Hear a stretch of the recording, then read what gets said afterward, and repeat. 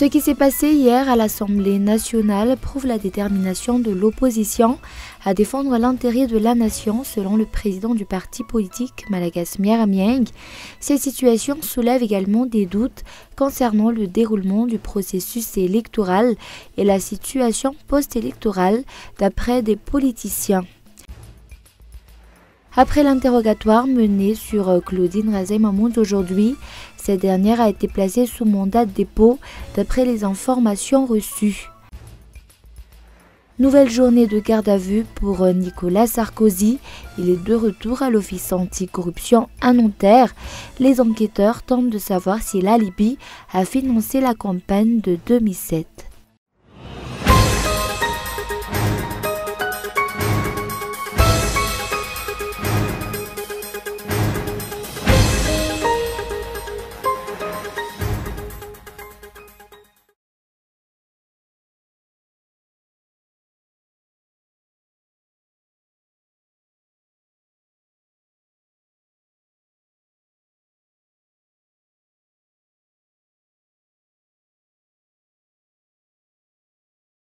Bonjour à tous et bienvenue dans cette nouvelle édition du journal en version française sur Cool TV.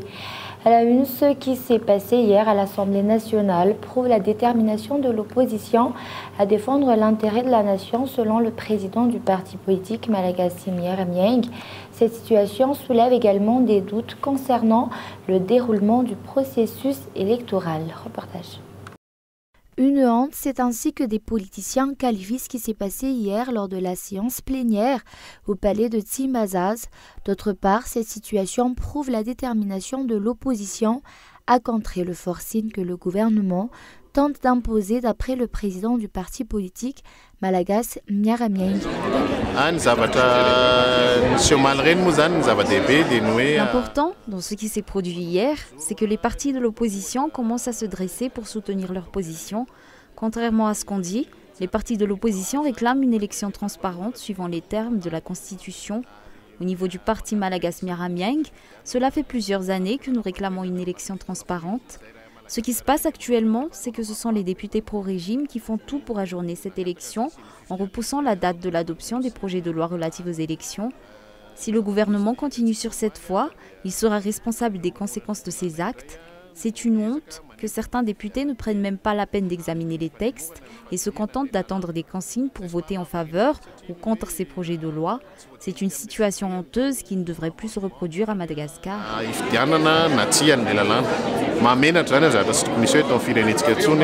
Des calculs politiques, de la corruption, ce sont ceux qui ont pris le dessus lors de cette rencontre et entraînent certaines suspicions concernant le déroulement de la prochaine élection.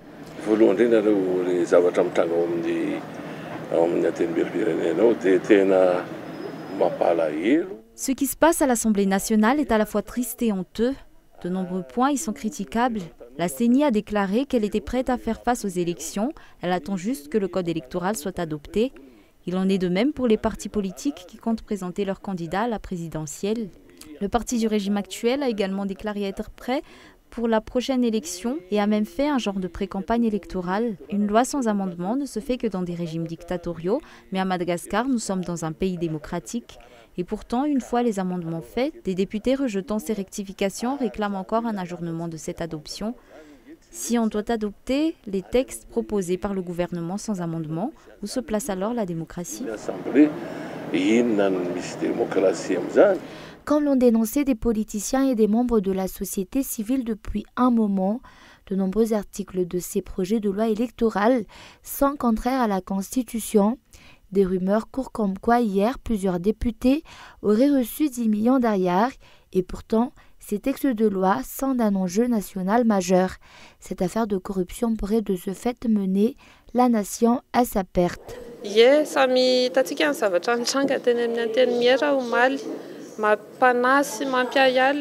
Nous avons tous vu ce qui s'est passé à l'Assemblée nationale hier.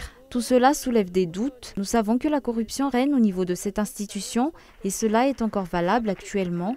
Et pourtant, les projets de loi relatifs aux élections sont capitaux. De nombreux points doivent être examinés par ces députés. Une adoption forcée de ces projets de loi nous conduira à notre perte.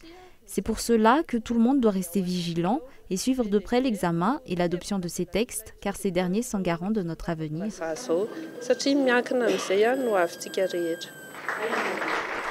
La pérennité de la nation dépend des rectifications apportées à ces projets de loi, une rectification que les parlementaires devraient faire dans les plus brefs délais d'après l'opinion publique. D'autre part, le Bureau indépendant anticorruption a déclaré que la possibilité d'ouverture d'une enquête en matière de corruption à l'Assemblée nationale dépend des plaintes déposées au niveau de ce bureau, rappelant qu'hier, 68 députés ont voté en faveur des projets de loi rectifiés et 70 pro-régime ont voté contre. Et les réactions de certains députés lors de cette seconde session extraordinaire du Parlement ternissent l'image du pouvoir législatif, notamment les événements qui se sont produits hier lors de la séance plénière consacrée à l'adoption des projets de loi relatifs aux élections. Reportage de André Arson. L'attitude de certains députés hier, au cours de la séance plénière, salisse l'image du pouvoir législatif, d'après l'opinion publique. Il en est de même pour les affaires de Mallette et les demandes de quelques députés portant sur leurs intérêts personnels. Les observateurs attendent également que le Bureau indépendant anticorruption prenne des mesures et ouvre une enquête face aux rumeurs de corruption qui ont circulé au palais de Timbazaz hier. D'autre part, cette seconde session extraordinaire du Parlement a été clôturée aujourd'hui à 16h30 en présence de 59 députés. 5 projets de loi ont été adoptés durant cette session. Un autre a été renvoyé en travaux de commission et un projet de loi a été partiellement rejeté. À cause de l'ajournement de l'adoption des textes relatifs aux élections, le président de l'Assemblée nationale a déclaré, durant cette cérémonie de clôture, qu'il a sollicité le Premier ministre afin que la 3e session extraordinaire du Parlement ait lieu après les fêtes de Pâques. Une déclaration qui amène les observateurs à se demander pourquoi attendre après Pâques pour une prochaine session extraordinaire alors que l'adoption de ces projets de loi est censée être urgente, raison pour laquelle 2 sessions extraordinaires ont déjà eu lieu.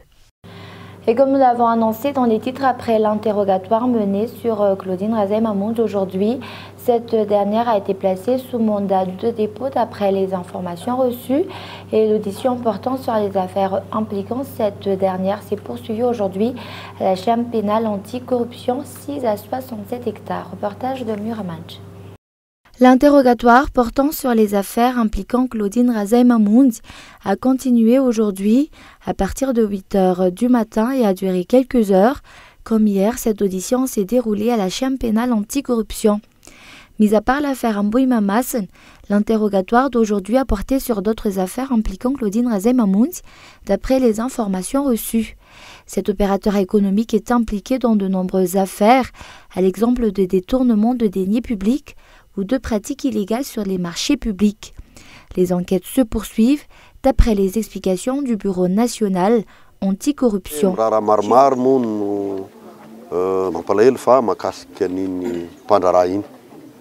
Cet opérateur économique est impliqué dans plusieurs affaires. Nous avons déjà annoncé auparavant que le résultat des enquêtes menées sera directement présenté au tribunal.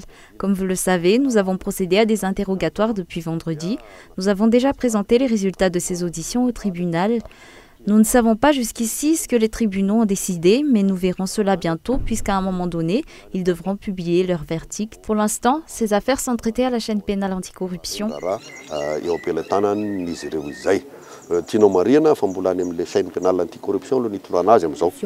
Jusqu'ici, aucun résultat sur les interrogatoires d'hier et d'aujourd'hui n'a été rendu public. La suite à donner aux plaintes et poursuites dépend du résultat de ces enquêtes.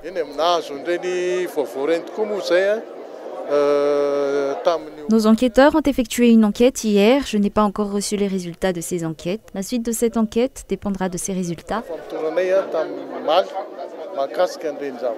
Au moment où les journalistes sont repassés à la chambre pénale anticorruption vers 10 h du matin, Claudine Razay-Mahmoud n'était déjà plus sur place.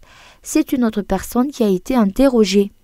D'après les informations reçues, après son interrogatoire, elle a de nouveau été sous détention provisoire. Il en est de même pour l'ancien ministre impliqué dans cette affaire, Claudine Razay-Mahmoud. Les observateurs se demandent actuellement où en sont les poursuites lancées contre les autres complices de cet opérateur économique. Et conscient des enjeux sociopolitiques et électoraux et en vue d'apporter sa part pour une réelle amélioration du processus électoral à Madagascar, la société civile malagasy réunie dans le mouvement Rouille relève le défi de mettre en place et d'opérationnaliser simultanément deux observatoires, l'Observatoire des élections et l'Observatoire anticorruption. L'Observatoire des élections se base sur les actions du projet élections engageant les citoyens responsables avec pour objectif de renforcer la participation citoyenne et l'accès à l'information dans les élections. Et l'Observatoire anticorruption se focalisera au début sur ses interventions dans le domaine des élections à travers le projet élections sécurisées pour la majorité, favorisant la candidature et la sélection de citoyens intègres. Mais également dans l'actualité de ce jour, le gouvernement commence à faire pression sur les agents pénitentiaires en grève, d'après le président du syndicat du personnel de l'administration pénitentiaire malgache aujourd'hui. Et d'autre part, cette grève n'a aucune répercussion sur les agents des forces de l'ordre, d'après les explications. Reportage de Michael Ramarla. Face à la grève des agents pénitentiaires, la déclaration de la police nationale comme quoi cette grève n'a aucune répercussion sur eux, alors que le nombre de personnes mises sous violent a augmenté, a étonné l'opinion publique. Nous travaillons comme d'habitude, rien ne change. La différence depuis cette grève, c'est que tous ceux qui doivent être mis sous mandat dépôt à la prison d'Antanmour sont placés ici, mis sous violent, selon les instructions de la procureure de la République. Et il en est de même dans les autres arrondissements.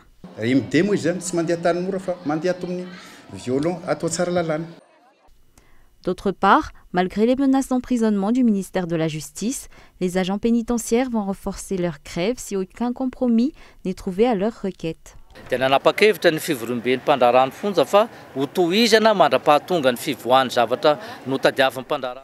Durant l'Assemblée générale des agents pénitentiaires, il a été décidé que nous continuerons cette grève jusqu'à ce que des réponses soient apportées à nos requêtes. Nous avons débuté cette grève lundi et aujourd'hui, le ministère de la Justice a commencé à faire pression sur nous. À part les diverses formes d'intimidation, les responsables au niveau de ce ministère ont même osé appeler nos collègues en province pour dire que si nous n'y mettons pas un terme, nous risquons une peine d'emprisonnement de 6 mois à 1 an. C'est un abus de pouvoir puisqu'aucune arrestation, aucun procès n'a encore eu lieu.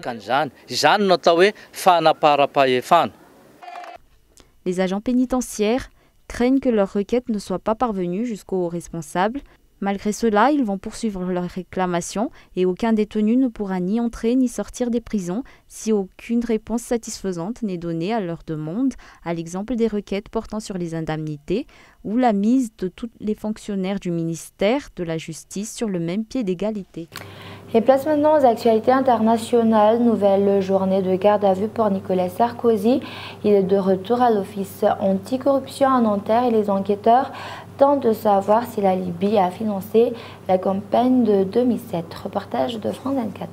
Une manière de mettre la pression sur lui parce que de toute manière, s'il avait passé la nuit ici dans les locaux de l'Office de lutte contre la corruption, les heures de sommeil auraient été décomptées de sa garde à vue. Du coup, c'est aussi pour cette raison qu'ils ont décidé de le laisser repartir chez lui. Donc sa garde à vue a été suspendue pendant la durée de la nuit. Il est revenu ici à 8h du matin et depuis 8h du matin, il répond sans cesse, ou il essaye de répondre en tout cas sans cesse aux questions des enquêteurs qui disposerait d'éléments, assez d'éléments en tout cas pour pouvoir le convoquer et ensuite le garder en garde à vue. Nicolas Sarkozy, sa stratégie de défense a été claire depuis le départ. Il nie en bloc tous les faits qui lui sont reprochés. Plusieurs possibilités. Alors la première, c'est on va à l'issue de la garde à vue, à l'issue de cette garde à vue, Nicolas Sarkozy serait présenté à un juge d'instruction qui lui signifierait sa mise en examen. Ça sera pas ici, ça sera très probablement, si ça se fait au palais de justice à Paris, il serait reçu dans le bureau du juge. Donc le parcours judiciaire de Nicolas Sarkozy ne serait pas terminé.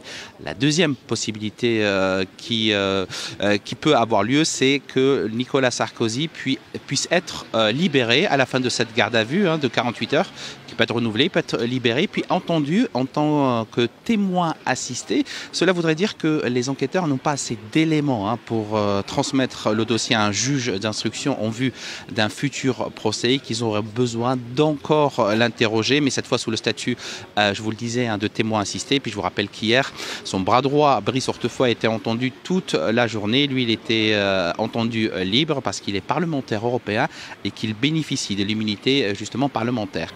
Et en Syrie, l'un des 3 groupes rebelles qui tient la Ghouta orientale se serait entendu avec le régime.